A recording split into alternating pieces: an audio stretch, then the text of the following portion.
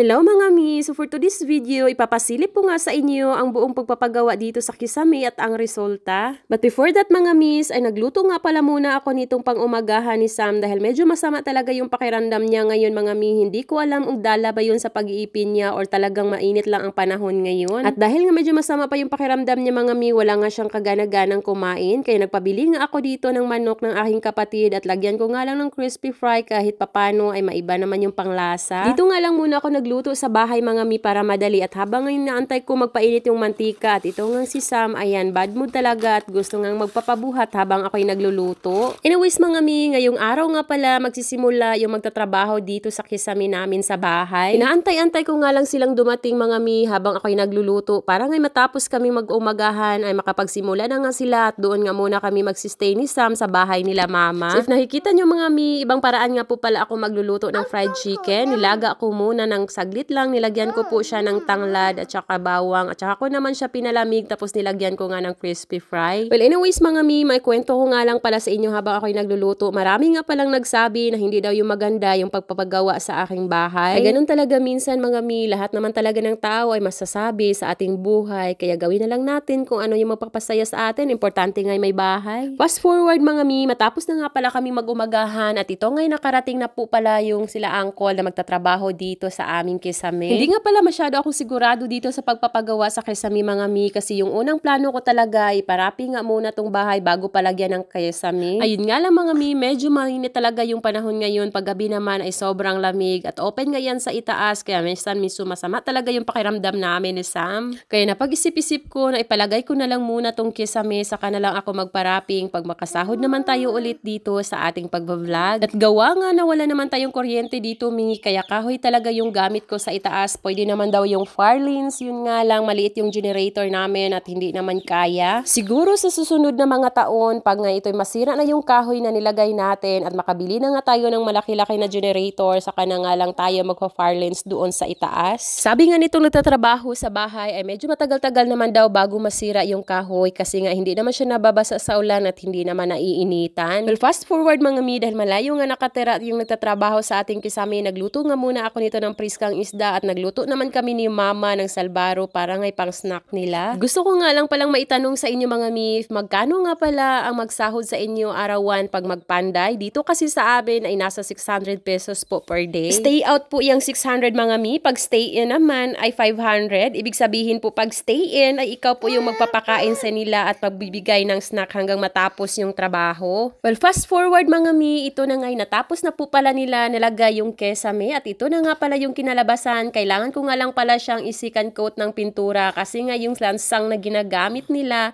ay medyo nakikita talaga at hindi po siya talaga magandang tingnan. So mag second coat na lang po ako pag meron na po nga tayong ulit na sahod. At syempre gusto ko magpasalamat sa inyo ng marami mga mi dahil sa suporta nyo ay unti-unti na nga natapos natin to. Kaya maraming salamat sa inyo mga mi at maraming salamat po Lord sa blessings.